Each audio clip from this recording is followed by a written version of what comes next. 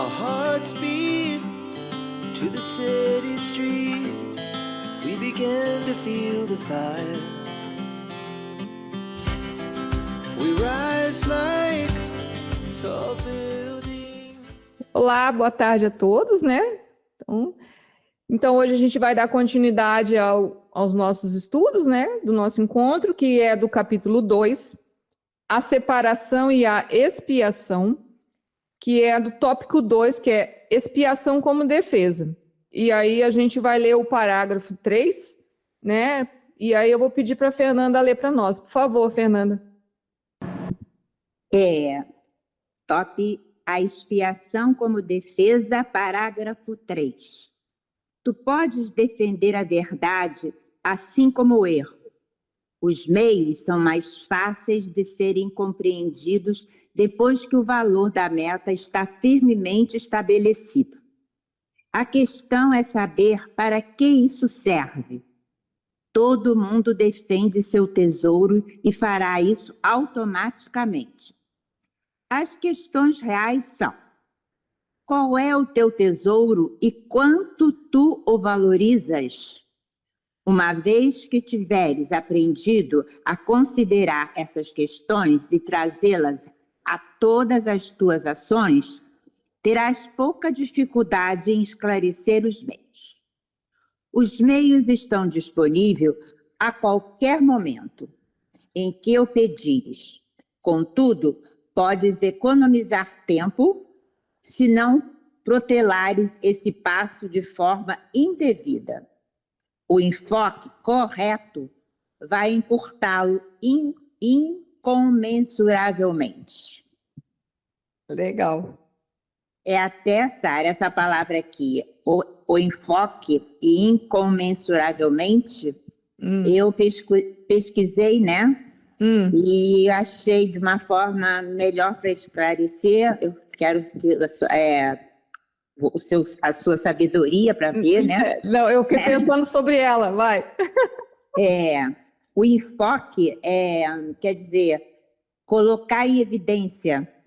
Sim. Correto, né? Corretamente, vai encurtá-lo incomensuravelmente, enormemente, né? Que não possui limites. É por aí mesmo, eu não conseguia lembrar, ele não tem medida. Incomensuravelmente, sem limites, né? Que não possui mesmo. Limite, enormemente, vamos dizer isso. Assim, que é mais fácil, enormemente. Verdade. Né? Uhum. Legal, obrigada. Ó, eu vou ler o pedacinho, né? Embora eu acho assim que ele, para quem participou do estudo anterior, né? Eu acho que já esclareceu bastante. Ele fica bem mais esclarecido, esse parágrafo 3, mas como alguns não estavam aqui, vou ler a primeira parte, né? Ele fala assim, ó: tu podes defender a verdade assim como o erro. Os meios são mais fáceis de serem compreendidos depois que o valor da meta está firmemente estabelecido. A questão é saber para que isso serve. Alguém quer fazer um comentário sobre isso? E se quiser, eu leio de novo. Leila, por favor. Então, assim, estabelecer uma meta, né?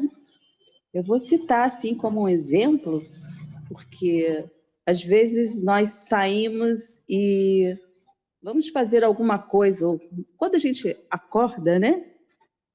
A gente está sempre direcionado às coisas que vêm do nosso ego. A gente não coloca o que é incomensurável, que é o ilimitado. Então, eu tenho feito assim, colocado em prática o Espírito Santo.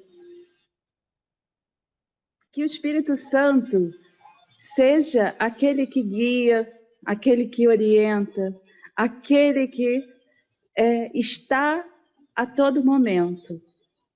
Então, essa é a meta. E ao que vou fazer, me direcionar, fazer algo em algum lugar, seja o que for, o Espírito Santo sempre ele está ali. De repente, eu fui percebendo com essa prática que às vezes fazia algumas anotações, isso ou aquilo, e que difere. Às vezes você vai com aquela expectativa que é da gente, né, do ego, da nosso querer, vontade, vou fazer isso. Mas aí, na hora, vem alguma coisa que o Espírito Santo, que eu falo Espírito Santo, mesmo porque é onde eu foco. E aí, não, é por aqui, é aquilo ali. Então, traz um equilíbrio e acaba que acontece o que era para ser e não aquilo que eu havia criado uma expectativa. O que eu entendi foi isso, Sara. Para mim. Bem legal. É assim, né? Só para complementar o que você falou, né? Porque você usou um exemplo positivo, né? Porque o início ela fala assim, ó, podes defender a verdade assim como o erro, né? Então, o que você falou? Que você tenta colocar a meta positiva, porque a tendência nossa é defender o erro por conta do ego, né? E o erro aí significa a ideia da mente que está sempre colocando falsas coisas no mundo, né? No mundo particular, no seu mundo de viver, na sua forma de perceber, né? Então é bem legal, eu achei bem interessante. Se alguém quiser falar mais alguma coisa, senão a gente dá continuidade. Então vamos lá. Ó, a questão é saber para que isso serve, né? Eu acho que já ficou bastante esclarecido, mas a gente pode continuar. Todo mundo defende seu tesouro e fará isso automaticamente. As questões reais são: qual é o teu tesouro e quanto tu o valorizas? Se alguém quiser falar um pouco sobre os tesouros, né? O que entende, né? Porque da outra vez a gente falou aqui, quer ver? Deixa eu achar aqui, ó. Lembra-te de onde está o teu coração, aí está o teu tesouro, né? Isso foi o parágrafo 1 que a gente estudou, né? E aí, Leila, por favor. Então, uma vez que o foco é o Espírito Santo, o Pai, cada um sentir, né? Então aí o tesouro é a alegria de estar, né? A alegria, a felicidade, o amor. É o amor, né? Onde se está, ali está o amor. Tudo que se estiver fazendo, o grande tesouro é esse amor. Não havendo, assim, quando a gente consegue entrar nessa prática verdadeiramente, isso não é assim tão fácil, porque nós temos os momentos que, né, de vez em quando acontece, da gente não estar naquela vibração, acontece. Às vezes fica um pouquinho triste, e tudo bem, faz parte do aprendizado, da gente estar se conhecendo, da gente se permitir se conhecer, mas o Espírito, Deus, jamais ele vai nos julgar. Ele nunca julga nada, não. Somos nós que temos que observar isso com amor. Que aí, quando a gente sente com esse amor, vem a alegria, vem tudo mais, e as coisas se tornam, para mim, esse é o grande tesouro. O grande tesouro para mim, gente, é o amor. Que Legal. vem do Espírito. Obrigada. Adelina, por favor. Boa tarde, grupo. Boa tarde a todas. Eu acho interessante essa colocação, né? Onde estiver o seu tesouro, ali estará o seu coração. E essa parte pergunta, né? Coloca essa questão. Onde está o seu tesouro, né? Então, o que eu quero? Qual é o meu foco? Né? E o Joe Dispenza trabalha muito essa questão do foco, do querer, né? Então, o foco... então, para eu ver aquele milagre, para eu ver aquela mudança, eu tenho que ter o meu foco naquilo, eu tenho que ter a minha atenção naquilo. Se eu não tiver, se o meu foco for disperso, e eu acho que hoje em dia o ser humano vive muito isso, né? Um foco disperso. Eu mesma tenho muita dificuldade. Hoje em dia, antes não. A minha capacidade de realização, antigamente, era muito grande. Porque quando eu focava que eu ia fazer uma coisa, podia demorar, mas eu fazia. Não perdia meu foco. E hoje em dia, o meu foco ele é muito dispersivo. Essa questão da tecnologia, ela está causando essa falta de foco, tanto no aprendizado, tanto naquilo que eu quero, tanto nos objetivos, né? E então, muitas vezes a gente tem que parar e falar, não, o que eu quero para mim, né? E se eu quero tal coisa, eu tenho que não querer as demais. Eu tenho que saber que para chegar naquele caminho, eu também tenho que ter uma disciplina, que é outra coisa que me falta bastante. A disciplina. Todo trabalho exige um caminho a percorrer. É que nem o tesouro está sempre escondido, né? Nos filmes de pirata, o tesouro está sempre escondido, você tem que cavar, existe o mapa, né? Existe o tesouro no final do arco-íris. Já pensou você chegar no final do arco-íris? É um trabalho assim incomensurável encontrarmos o nosso tesouro, né? Há necessidade de foco. Então eu vejo mais ou menos isso. Essa é a atenção que pelo menos eu tenho que ter na minha vida. Muitas vezes eu tenho que parar e perguntar o que é que eu realmente quero, aonde eu quero chegar. Sem dúvida. E aí, só complementando aqui, né, o que você falou, aí ele fala assim, ó, né, que ele fala primeiro assim, ó, qual é o teu tesouro e quanto tu valorizas, né, que é uma pergunta. Ele fala, depois ele diz assim, uma vez que tiveres aprendido a considerar essas questões, que foi o que você colocou, e trazê-las às tuas ações, terá poucas dificuldades em esclarecer os meios, né? Então aí entra nisso que você falou, ou seja, a gente entende a falta de foco, né, como você comentou, e aí a partir disso, quando a gente entende, né, como você sugeriu, que às vezes o excesso de mídia, né, isso isso é real para praticamente todo mundo, né? Pode nos tirar um pouco do que realmente é, ou seja, vamos dizer assim, que o tesouro fica mais longe, né? Ou seja, ou a gente acaba não valorizando tanto aquilo que deveríamos realmente valorizar, né? Seria mais ou menos nesse sentido. E aí, quando a gente começa a entender essas bases, né, terás pouca dificuldade em esclarecer os meios. Aí vem todo o aprendizado que a gente está estudando, né, em prática, né, na ação. Seria nesse sentido que eu estou entendendo aqui, né, dentro daquilo que a gente está conversando, né, para ver que, embora todo esse ensinamento que a gente está estudando aqui ele é grandioso, mas há que ter que nem ordem, plenitude e coerência, né? Como a gente usa essas três frases, né?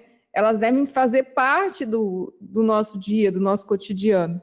Por favor, Nerilene. Se o teu microfone.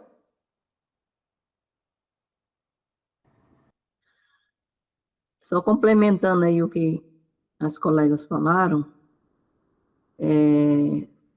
esse tesouro, no nosso processo de amadurecimento, vamos nos analisar nós quando éramos mais jovens, né? Esses tesouros eles vão mudando, né? Nós vamos amadurecendo, coisas que nós valorizavam e colocavam em primeiro plano, hoje já não é para nós, né? Então, hoje, a gente vê que certos tesouros no passado simplesmente, em vez de nos trazer harmonia, trazer a desarmonia, né? Trazer desequilíbrio. Então, com o conhecimento, é aquela questão que temos que buscar o conhecimento, temos que nos conhecer, temos que querer mudar, né? E nesse processo de autoconhecimento, na busca das leituras, aí os seus tesouros vão mudando, né? Como a Leila falou, a Adeline falou aí, que coisas para trás que a gente gastava uma energia enorme, botava todo o nosso coração naquilo, já para hoje, para nós, já não tem mais sentido, né? Então, realmente é um processo de amadurecimento, é lento, mas existe um processo aí de amadurecimento, e a tendência nossa, cada vez que a gente vai lendo, vai buscando, esse tesouro, ele realmente vai ser um tesouro de verdade, né? Não é um tesouro ilusório. É algo que realmente... E nesse autoconhecimento, nesse despertar de consciência, eu sei que nós temos muito tesouros aí, né? A buscar, não é? Ou seja, a cavar, como a Adelina falou, né? Tem muitas coisas belas a cavar para esse equilíbrio nosso, né?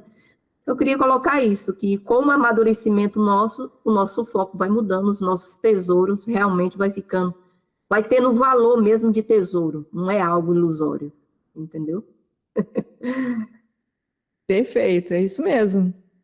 Inclusive, eu, ultimamente, assim, né, muitas coisas que eu gostava, que eu queria, que eu achava que era importante para mim, né, e não é nada, assim, muito grandioso, né, mas que, às vezes, eu me insistia em algumas coisas, e hoje eu fico pensando onde é que estava aquilo. Eu não quero mais aquilo. Aquilo eu não preciso mais, eu acho que é desnecessário. E não é uma coisa assim como se, não, é que simplesmente parece que sumiu, né? Então, talvez entre nisso que você comentou, né? Era uma ilusão sobre alguma coisa. Ou então, na verdade, eu dava um valor que não precisava ou que ele nem sequer devia fazer parte da minha vida daquela forma que eu achava. E eu não conseguia perceber isso antes de entender outras coisas. Então é como se aquilo ficasse mais claro e acontecesse isso que, né, ou está acontecendo isso, esse tesouro, ou seja, essa busca de buscar sempre esse autoconhecimento, né, buscar o nosso verdadeiro ser em si, né, o nosso conhecimento real de quem somos, ele passou a ser muito mais importante que muitas coisas que eu achava que deveriam estar na minha vida. E até mesmo algumas coisas com referente ao próprio autoconhecimento. Hoje eu já tirei muitas coisas, que eu penso que eles só são perfumes, né? Falsas coisas, que elas não precisam estar ali. É tipo assim, eu consigo fazer tão bem ou melhor se elas não estiverem ali. Às vezes elas estavam até me atrapalhando, é nesse sentido, né? Então eu penso que é muito legal isso que você falou, assim, né? Eu não sei se alguém quer também falar alguma coisa, né? Em função disso que a gente está conversando. Porque é como se a gente fosse fazendo um checklist, né? É assim, faz um checklist, aí a gente, isso sim, não, não, não, não, não, sim, não, não, não, não, né? Entendeu? Não sei se isso aconteceu ou está acontecendo com vocês. Se alguém quiser fazer um comentário, senão a gente segue adiante, né? Adelina, por favor. Microfone. A gente tem mesmo que fazer esse checklist, né? Para poder separar as coisas que é importante. Eu, por exemplo, já estou, acho que uns meses, né? O foco de querer perder peso.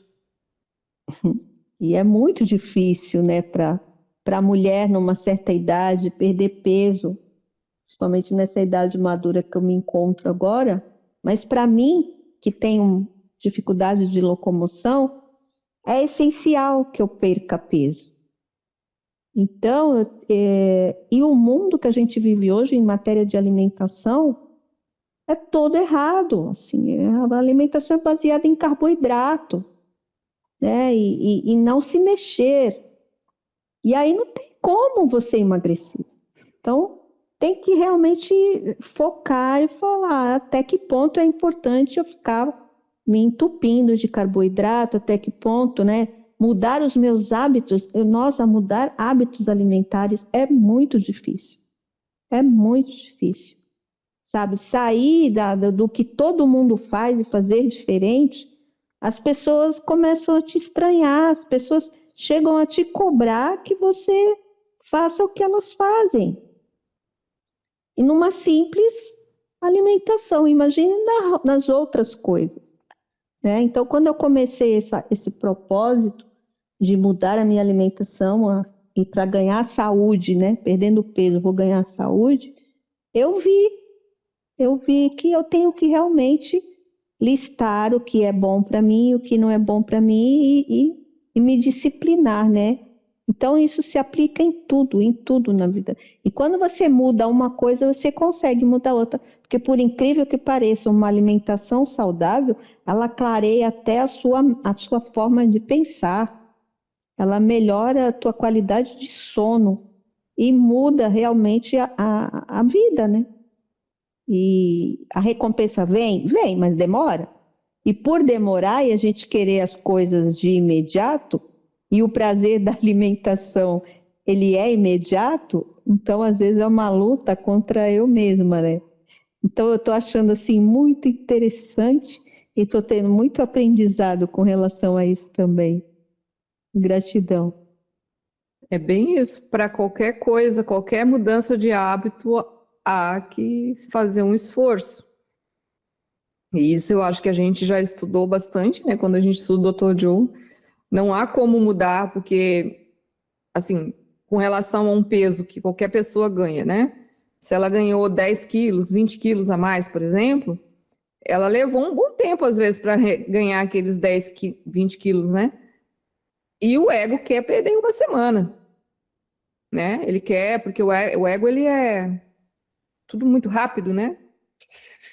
Só que, às vezes, a pessoa, qualquer um, né? A gente não se dá conta que, às vezes, foram 3, 4 anos comendo errado, ou comendo excessivamente, ou comendo aquilo que não era bom para nós, e a gente quer que aconteça de uma forma rápida.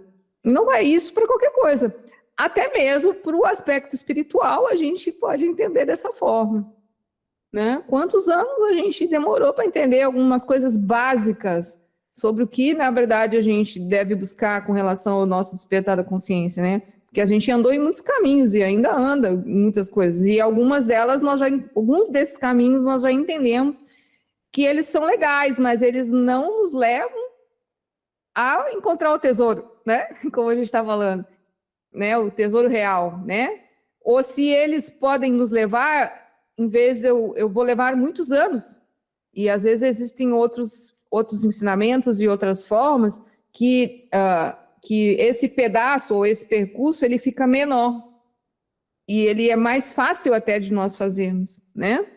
Então é bem isso mesmo como você comentou, Adelina. E essa ideia é para qualquer coisa, né? Seja por um processo físico, né? Que às vezes a gente entende que nós compreendemos que para que a gente se sinta melhor, o corpo também tem que estar melhor, e espiritualmente também. Aí é o checklist, eu acho que isso não precisa, né? Tem gente que, se não vestir a roupa tal, não estiver num lugar tal, um ambiente tal, não sei o que, né? Assim, eu não vou ficar como se eu quisesse questionar o que cada um faz, né? Mas ela acha que ela não está no caminho espiritual, né? Então, às vezes, e nós podemos ter esses tiquezinhos nervosos que às vezes impedem e simplesmente se eles estiverem lá, tudo bem naquela hora. Mas se também não está, também está tudo bem, né? Ou seja, é nesse sentido de a gente se sentir um pouco mais equilibrado, de que às vezes coisas externas, né? Aí eu estou falando daquela coisa externa, do espiritual, né? Não precisa, às vezes, né? Às vezes é bom, né? Mas se ele não tiver, não é por isso que a gente não vai fazer o que tem que fazer a favor de si mesmo, né? Buscar esse autoconhecimento. Tá? Eu vou continuar lendo então, gente, ó. Daí ele fala assim, ó. Os meios estão disponíveis a qualquer momento em que pedires. Aí a Leila, por exemplo, deu o exemplo do Espírito Santo, né? Contudo, podes economizar tempo se não protelares esse passo de forma indevida. Talvez esse exemplo que eu quis dar, né, de que às vezes a gente coloca excessos, né, pode também entrar nisso que eu falei assim, o enfoque correto vai encurtá-lo incomensuravelmente, né? Como a Fernanda disse, de forma sem limites, né? E se alguém quiser fazer algum comentário sobre esse pedaço, né? Embora a gente já tenha conversado bastante, né? Senão a gente dá continuidade. Alguém quer falar alguma coisa? Não? Então, Fernanda, lê para nós o parágrafo 4º, lê inteiro, se ele não der, se a gente não, porque ainda falta bastante tempo, acho que a gente consegue ir até o final hoje. Lê para nós, por favor.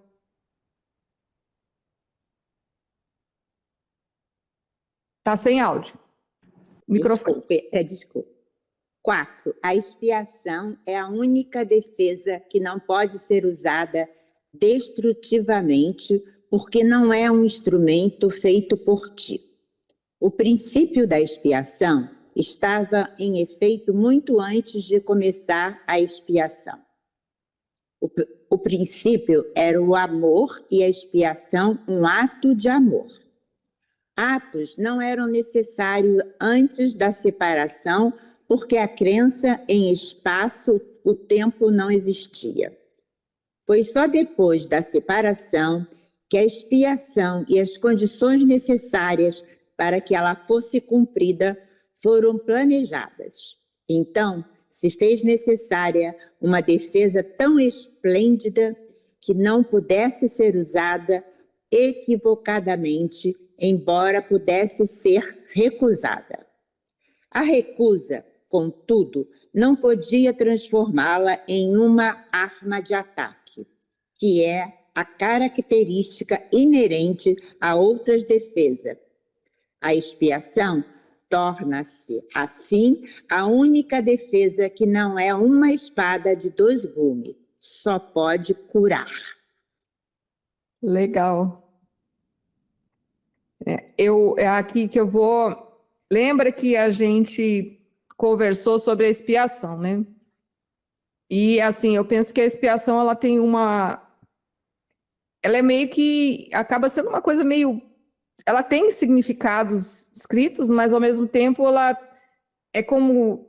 Eu falei, né? Ela é igual à presença, né? É igual à palavra amor, né?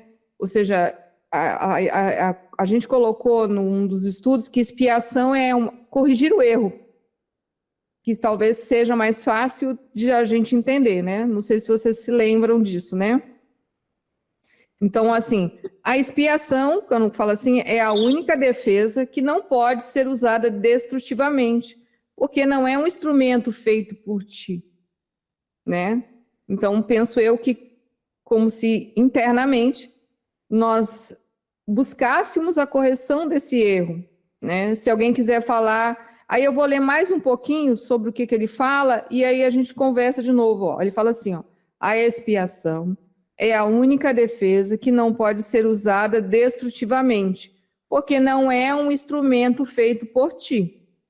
Aí ele fala assim, o princípio da expiação estava em efeito muito antes de começar a expiação. O princípio era amor e a expiação um ato de amor. Atos não eram necessários antes da separação, porque a crença em espaço e tempo não existia. Se alguém quiser fazer o comentário, eu não sei, Adelina, está aberta aqui a sua mãozinha, não foi, já ficou aberta, né? Ou você quer falar? Ah, tá. Alguém quer fazer o comentário?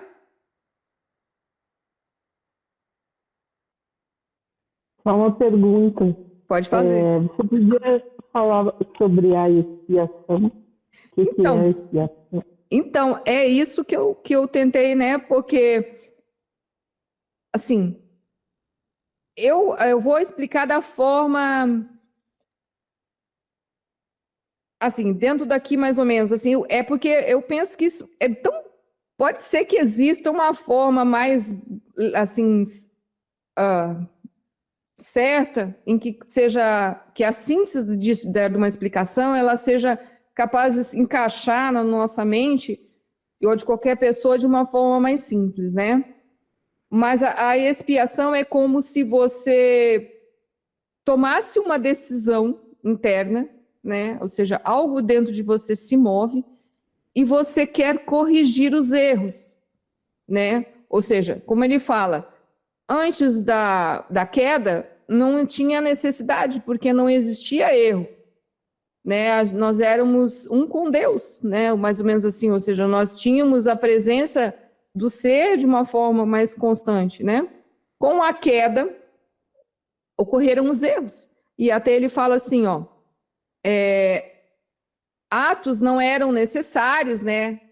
Essa ação, ou seja, eu penso que essa ação ela não é uma ação física, ela é uma ação interna, é um aspecto, um movimento interno que acontece em você, né? Aí ele fala assim, ó, atos não eram necessários antes da separação, porque a crença no espaço e o tempo não existiam. Lembra sobre como a gente falou espaço-tempo? Quando nós passamos a ter, quando nós estamos no mundo da matéria, né, nesse mundo em que pensamos que somos esse corpo, o ego em si, ele coloca um tempo, né? Então, eu nasci, eu morri, né? Ou eu nasço, eu morro. A pessoa nasce, a pessoa morre, tudo nasce, tudo morre, num espaço de tempo, né? Então, normalmente, um humano, né, uma pessoa humana que tem um corpo humano, ela dura de 0 a 100 anos, né? Tem uns que passam, né? Mas vamos dizer que a ideia é 100 anos, né? Hoje é até 100 anos, né? Antigamente, um pouco tempo atrás, era muito menos a perspectiva de vida real de corpo, né? Uma árvore pode viver 1000 anos, 500 anos, né? Um mar, a gente nem tem ideia, né? Alguns milhões de anos. Uma montanha, sei lá, né? Então, isso é a ideia de espaço e de tempo. Então, isso não existia antes. É nesse sentido, né? Então, houve a queda, né? Então, passamos a ter a sensação de espaço e tempo. E, obviamente, né, dual que a gente conversa, né? Aqui lembra a gente é o ego, né? Para que isso deixe de, ou seja, para que isso, vamos dizer assim, que essa ilusão toda que nós vivemos de espaço e tempo, de mente de dualidade, deixe de existir em nós, se criou a expiação. Pelo menos foi assim que eu entendi. Que eu entendo assim, a minha ideia de expiação, gente, é um movimento interno que acontece dentro de você em que você quer corrigir o erro, né? Esses erros, uma mente dual, a sensação de espaço e tempo, de que você é um corpo, né? Ou seja, toda essa ilusão que a gente hoje já tem uma ideia de mais ou menos o que é a ilusão, né? E a gente quer deixar de ser assim. É nessa ideia que eu entendo a expiação. E se alguém quiser complementar o que eu falei, né? Porque ela fala assim, o princípio era o amor e a expiação é um ato de amor, né? Então, o princípio era Deus, né? Então, a expiação seria nessa ideia de voltar a, né? Por favor, Adelina. Essa questão da expiação, ela é muito ligada ainda à religião, né? E muitas religiões colocam a expiação como o perdão de pecados, né? Mas aí a gente entende que não é. Eu entendi assim que é um instrumento, né? Que nos permite retornar ao nosso Criador, onde não vamos levar em conta todos os nossos tropeços. E aí sim vamos estar em condições de reparar, de melhorar, de progredir, de nos recuperar, né? Por isso a expiação ela está muito ligada ao amor, porque o amor, né, cobre uma multidão de pecados. O amor não leva em conta o dano. O amor só vê coisas boas. E eu não sei se todas nós aqui somos mães ou não, mas eu, depois que me tornei mãe, há momentos assim de fissura entre o relacionamento com meu filho, que eu falei, Deus só pode ser uma mulher, porque às vezes um filho faz tanta burrada, faz tanta coisa, sabe, que é difícil da gente entender, que é difícil da gente aceitar, mas qualquer movimento mínimo que um filho faz de retornar ao caminho que a gente vê que é melhor para ele e é melhor para nós, você esquece tudo, você esquece tudo. Você acolhe aquilo, sabe? Que nem aquela parábola do filho pródigo, que gastou tudo, que derrubou tudo, e quando esse filho retornou, o pai acolheu, o pai deu banho, o pai mandou colocar aquela mesa maravilhosa de jantar. Então, eu acho que a expiação é isso, é Deus, né, o nosso Criador, o nosso ser, como cada um concebe, ele está sempre pronto, desde que nós queiramos, a nos ajudar a ser pessoas melhores em todos os sentidos. Ele não vai ficar me torturando pelo que eu já fiz. Se eu fizer algum movimento de que eu quero crescer, de que eu quero mudar, de que eu quero aprender, né? Então, eu acho que essa transformação do mundo, que a gente sabe que vai ocorrer, e hoje a gente vê um mundo assim tão louco, e a gente fala, não tem jeito, ser humano não tem jeito. Se eu fosse Deus, eu já tinha matado todo mundo. Mas Deus não tem esse pensamento da gente. A partir do momento que o ser humano começar a demonstrar as mudanças necessárias, as mudanças vão acontecer, né? Então, é tudo assim, a expiação é uma coisa muito além, às vezes, da nossa própria compreensão do que é o amor do Criador por nós, né? Eu vejo dessa forma. Muito bom, perfeito. Ajudou bastante, né? Complementou bastante. Alguém quer mais falar um pouquinho? Senão eu vou continuar lendo aqui. A Leila, por favor. Então, eu vejo como que a gente está conosco mesmo, como é que eu estou lá dentro de mim, né? Essa expiação, até onde que eu ainda estou nessa crença, dessa separação, da falta de que lá fora é que vai me perdoar, é que vai me acolher, até onde que eu estou limitando, criando um limite, ainda numa crença do algo externo, né? Quando eu tenho que olhar para dentro e me acolher com amor, num estado que existe esse amor, que é o ilimitado, que é o imensurável, que a tudo perdoa. E somos nós mesmos que, quando olhamos para fora, seja com um ou com outro, nada mais é do que aquilo que ainda está dentro da gente e que precisa ser modificado. Um trabalho muito de aceitação, um trabalho constante, constante a gente voltar para dentro,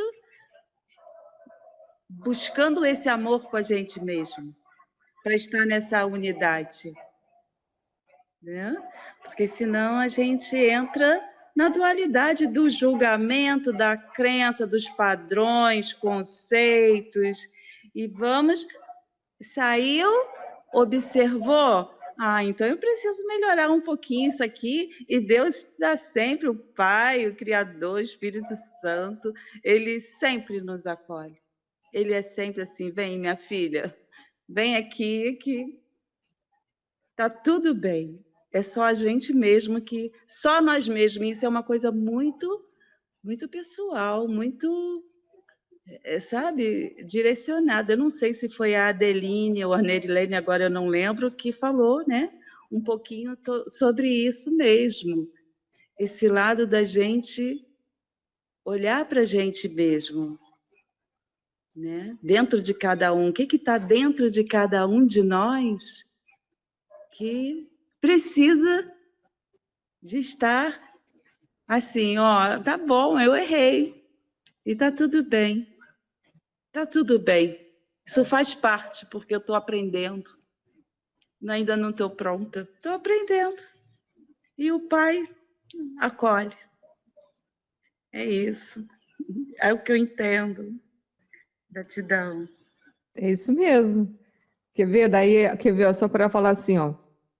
Foi depois da separação que a expiação e as condições necessárias para que ela fosse cumprida foram planejadas. Ele falou assim, então, se fez necessária uma defesa tão esplêndida que não pudesse ser usada equivocadamente, embora pudesse ser recusada, né? Ou seja, nem todo mundo pode querer isso, né? Daí é a ideia que eu entendo assim.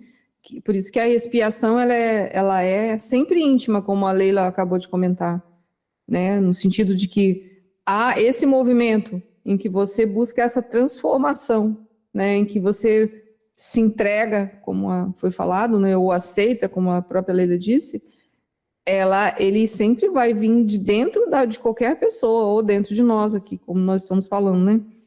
Não há, e aí não há, ou seja, pode recusar, né? Exatamente como a Adelina disse, né? Por isso que o mundo está assim, tem um monte de gente recusando fazer isso. Por isso que o mundo está meio cabeça para baixo, né? Daí ele fala assim, a recusa, contudo, não podia transformá-la em uma arma de ataque, né? Que é a característica inerente às outras defesas. A expiação torna-se, assim, a única defesa que não é uma espada de 2 gumes, só pode curar. Né? Se alguém quiser falar um comentário sobre isso. Ou seja, uma espada de 2 gumes, eu posso entender aí a ideia da dualidade, né? A expiação que nem amor que nem um Deus né? É nessa ideia que eu consigo entender. É uma palavra que eu penso que dentro de mim que eu entendo, mas eu não sei explicar. Mas também pode ser que eu estou equivocada. Aí, se alguém quiser fazer mais algum comentário. Profundo? Tem horas que a gente também não sabe, né? Mas só sente. Então, continuando, eu vou ler um pedacinho do 5, porque dá continuidade. Ele fala assim, ó. A expiação foi construído dentro da crença no espaço-tempo, de forma a estabelecer um limite para a necessidade da própria crença, em última instância, para tornar o aprendizado completo. Deu para entender? Vou ler de novo, né? A expiação foi construída dentro da crença no espaço-tempo, né? Dentro da crença, né? Ou seja, porque a gente vive num mundo em que nós temos uma sensação de tempo e uma sensação de espaço, né? Aí ele fala assim, de forma a estabelecer um limite para a necessidade da própria crença. Porque se a expiação ela se faz ou ela se torna uma ação, ela termina com a crença, né? Seria nessa, eu entendo assim, em última instância, para tornar o aprendizado completo. Vou ler de novo, porque essa coisa dá um pouco de boot na mente. A expiação foi construída dentro da crença no espaço-tempo, né? Ou seja, para que a gente, dentro desse espaço-tempo, né? Ou seja, dentro disso que nós percebemos como realidade e visão de mundo, né? Porque nós não temos uma mente unificada, a gente está buscando essa, né? Ou seja, a nossa mente, ela é uma mente desconexa, uma mente que não percebe a realidade dos fatos. A ideia é transformar essa mente numa mente certa, que é cheia de crenças, cheia de limites, cheias de traumas, cheias de ilusões, como nós falamos, né? Então, ele fala assim, de forma a esclarecer um limite para a necessidade da própria crença. E, em última instância, para tornar o aprendizado completo. Daí ele fala assim, a expiação é a lição final. O aprendizado em si, assim como as salas de aula em que ocorre, é temporário. A capacidade de aprender não tem nenhum valor quando a mudança já não é necessária. Daí ele fala assim, os que são eternamente criativos não têm nada a aprender. Quem fala eterna? Quem é que fala eterna? Quando a gente ouve eternamente criativo, não tem nada a aprender. Vamos lá, porque dá, né? E fala o que eu entendo assim. O eternamente criativo aqui é quando a gente está unido a Deus. Então, quando nós estamos unidos a Deus, nós estamos com uma mente mais unificada.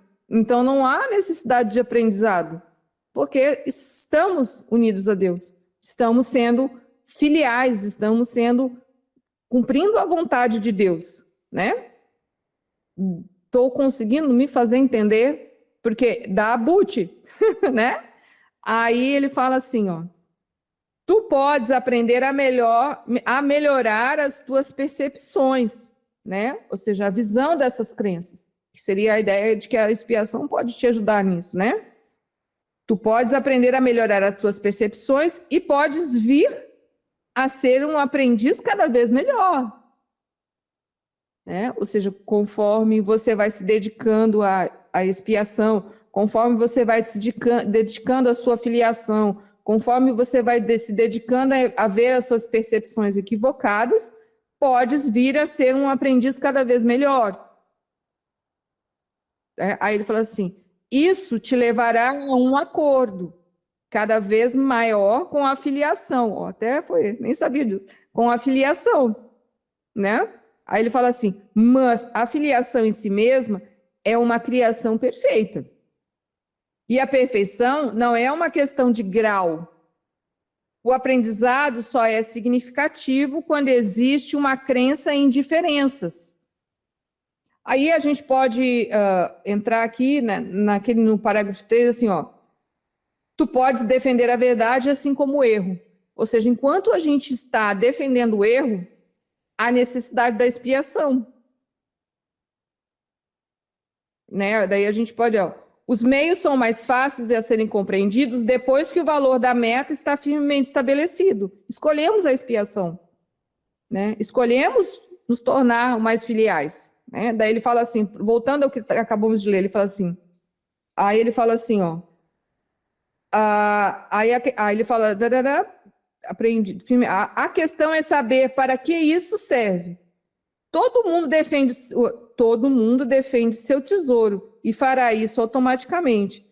As questões reais são, qual é o teu tesouro e quanto tu os valorizas. Então, é nessa ideia, né? Aí eu vou ler esse pedacinho final aqui, ó, de novo. Os que são eternamente criativos não têm nada a aprender, né? Tu podes aprender a melhorar as tuas percepções e pode vir a ser um aprendiz cada vez melhor. Isso te levará a um acordo cada vez maior com a filiação. Né? Ou seja, quando você estabelece o teu tesouro, quando você estabelece as tuas metas, quando você estabelece que você quer ser um com o Pai, um com Deus, né? Então, isso te levará a um acordo cada vez maior com a filiação, mas a filiação em si mesma é uma criação perfeita. E a perfeição não é uma questão de grau, porque a perfeição, como a gente já viu, ela é a verdade, ela é una. Então, não existe meia perfeição ou maior perfeição. O maior perfeição, o menor, esses pedaços, o grau, quem dá é o ego. Aí, voltando, é uma criação perfeita. Né? Então, somos imagens e semelhanças de Deus, né? somos perfeitos, mas ainda não percebemos dessa forma. Por isso que a percepção, fala assim, né? Ó, tu podes tu podes aprender a melhorar as tuas percepções e pode vir a ser um aprendiz cada vez melhor. Quanto melhores, quanto mais aprenderes, né? Quanto melhor te dedicares ao que tem que fazer, vai te tornar um aprendiz melhor. E isso vai te levar, o quê? A um acordo maior com a filiação. Mas te sentirás filho de Deus. Não sei se eu estou fazendo entender aqui na frase. Quem está com livro, principalmente, né? Porque alguns podem não, né? Aí ele fala assim, ó. Mas a filiação em si mesmo é uma criação perfeita, né? Então, entender que não existe Deus é e nós somos. É isso. É uma eternidade, né? Assim, para a gente entender a ideia do espaço-tempo, porque espaço e tempo, né, não é eternidade. Né? Eu sei que a filosofia hoje está meio... né? Mas eu não sei se eu estou conseguindo me fazer entender a ideia toda. Daí ele fala assim, ó. Aí eu vou ler... Eu acho que agora eu vou ler de novo o 5, de uma forma mais pausada, né? Para ver se tudo isso que eu falei vai encaixando, né? Porque eu também estou estudando junto com vocês e pode ser que eu tenha me equivocado ou pode ser que tenha ficado faltando alguma coisa. Ele fala assim, ó. A expiação foi construída dentro da crença no espaço-tempo, de forma a estabelecer um limite para a necessidade da própria crença. Estão entendendo até aí, né? Se não entender, daí levanta a mão. E, em última instância, para tornar o aprendizado completo. Né? Aí ele fala assim, a expiação é a lição final. O aprendizado em si, assim como as salas de aula em que ocorre, é temporário. A capacidade de aprender não tem nenhum valor quando a mudança já não é necessária. Os que são eternamente criativos não têm nada a aprender, né? Fora da linha do espaço-tempo. Tu podes aprender a melhorar as tuas percepções e podes vir a ser um aprendiz cada vez melhor. Isso te levará a um acordo cada vez maior com a filiação, mas a filiação em si mesma é uma criação perfeita. E a perfeição não é uma questão de grau. O aprendizado só é significativo quando existe uma crença em diferenças. E aí, Sandra, botou coisa, entendeu? Botou alguma coisa que não entendeu? Eu vou precisar de ajuda, gente, porque eu tô sozinha aqui, né? Preciso que o tipo... Agora bugou. Adelina, por favor. Olha, rapaz, o negócio é complexo, né? Mas eu acho que a complexidade está mesmo na nossa falta de alcance do entendimento do simples. Né? Exato. É tão simples que se torna complicado. Mas o que eu entendi mesmo disso tudo é que, assim, não existe graus para a gente alcançar essa plenitude desse ser, né? Eu, como um ser menor, como um ser que está aprendendo, eu tenho que aumentar esse eu, galgar degraus, né, nessa escada do conhecimento, para poder clarear a mente, para poder entender o que esse poder superior deseja, entender como esse poder superior é e como ele age e como eu devo agir. Mas, na verdade, essa expiação e essa benevolência da parte dele, ela está acessível a mim, que estou em busca desse desse todo esse conhecimento e até mesmo daquele que não está, né? Até mesmo daquele que ainda não virou a face para essa busca. Eu acho que é nesse sentido que ele fala que não existem níveis para esse conhecimento. É como se fosse assim, eu tenho essa opção, eu tenho essa opção de galgar esses degraus de conhecimento, mas aquele que também não fizer isso também está apto, porque o amor é equânime para todos, né? Então, é nesse sentido. E acho que tem muita coisa aí nesse meio que, pelo menos a minha mente, não alcança. Principalmente quando ele fala, aquele que é criativo, como que é essa frase aí? Não, Peraí, deixa eu achar aqui. essa aí eu não consegui. Olha, ele fala assim, ó. Peraí. Ó, os que são eternamente criativos não tem nada a aprender. Então, os que são eternamente criativos não tem nada a aprender. Essa frase, no meio de tudo isso aí, eu falei, meu, o que isso significa, né? Essa daí realmente... Eu posso chutar para a gente talvez depois até entender melhor. Mas quando nós não estamos ligados a um passado, né? Vamos dizer assim, né? Buscando viver, trazemos tudo para nossa mente através de conclusões do passado e projetando um futuro, né? Através das experiências que nós tivemos no passado, né? Então, ou seja, dentro de uma linha do tempo, né? Existe um passado e existe um futuro, né?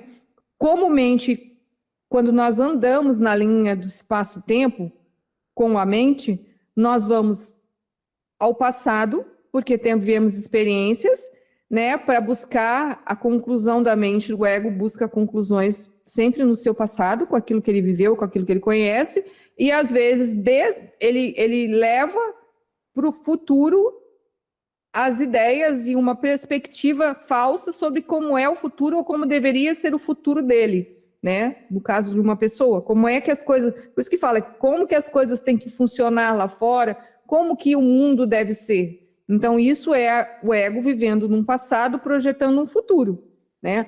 Quando nós passamos a tentar viver no momento presente, nós não temos essa linha de espaço-tempo, ela não existe, né? Então, por isso que não passamos a não ser um corpo, passamos a viver na eternidade.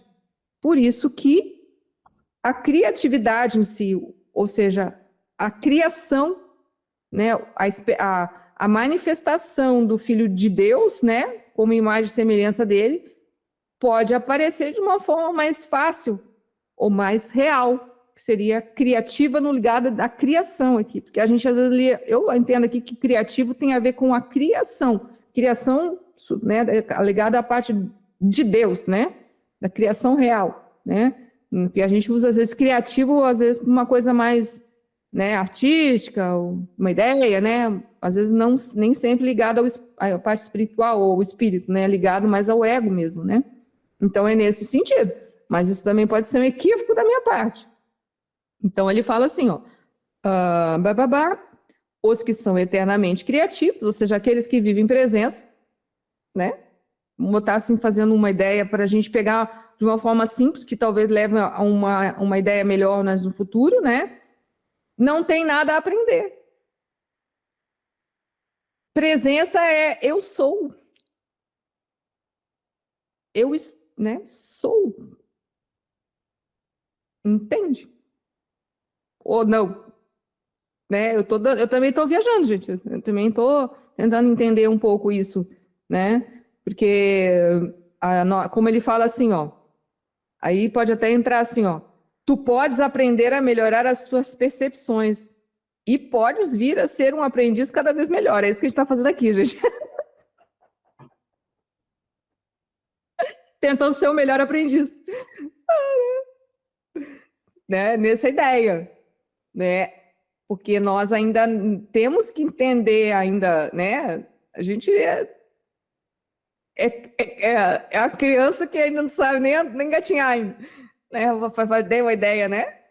Somos, né? Então, a gente está aprendendo a engatinhar nessa ideia do autoconhecimento, de conhecer a si mesmo, né? E aí, tentando estudar as palavras do livro, né? Para entender isso, né? De que sou realmente filha de Deus, sou perfeita como Deus, né? Mas tenho que viver isso, né? Perceber isso, a ideia da percepção, ela entra nisso, né? E nem sempre, né? Porque às vezes colocamos, né, a nossa vida ou dedicamos a nossa vida a tesouros equivocados ainda, né? Que pensamos que são tesouros ainda. Essa última frase sua foi perfeita. Somos todos filhos de Deus, mas eu queria que você repetisse. Muito boa. Repetisse? Eu não sei, agora você vai ter que ouvir depois. Assim, somos filhos de Deus, assim, né? Mas temos que perceber isso. Isso, muito bom. Né? É nessa ideia.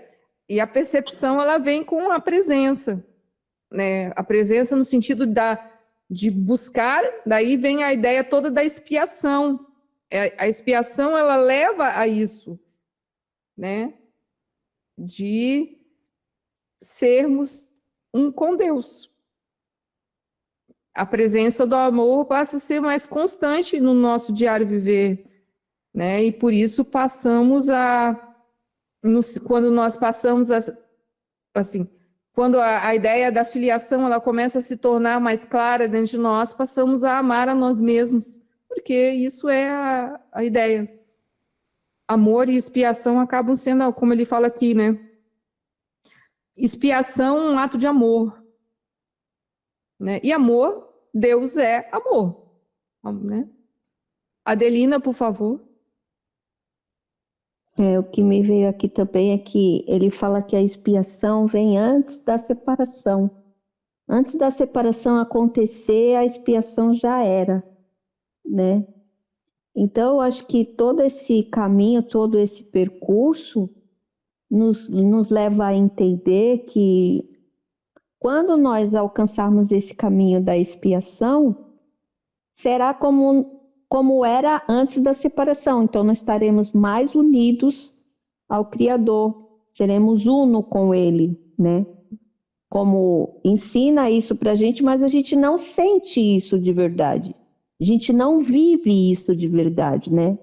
Eu posso falar de mim. Eu tenho oscilações. Tem hora que eu sou, mas tem hora que eu fraquejo na minha fé, né? Tem hora que eu acredito, mas tem coisas que eu vejo e falo, mas por que é assim? Porque eu ainda estou na separação.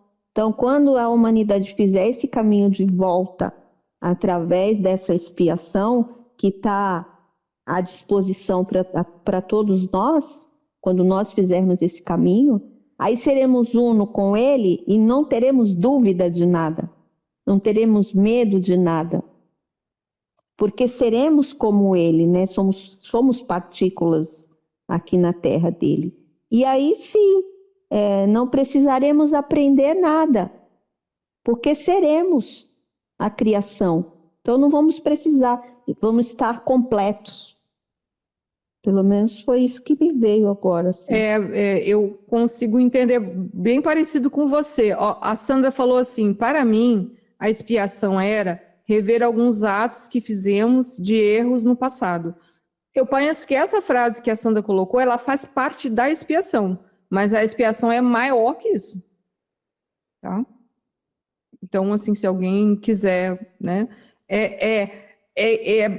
É que tem algumas palavras que nem revelação, expiação, amor, né? Essas coisas, elas são mais a ver com o sentimento, com a ideia do ser, do que com que o ego é capaz de compreender. Então, às vezes, como ainda o ser em nós, ele é um pouco, né? Ele não é tão abrangente, ele não está tão fixado, né, na ideia da filiação, faltam, fica lacunas, tá bom? Por favor, Kátia.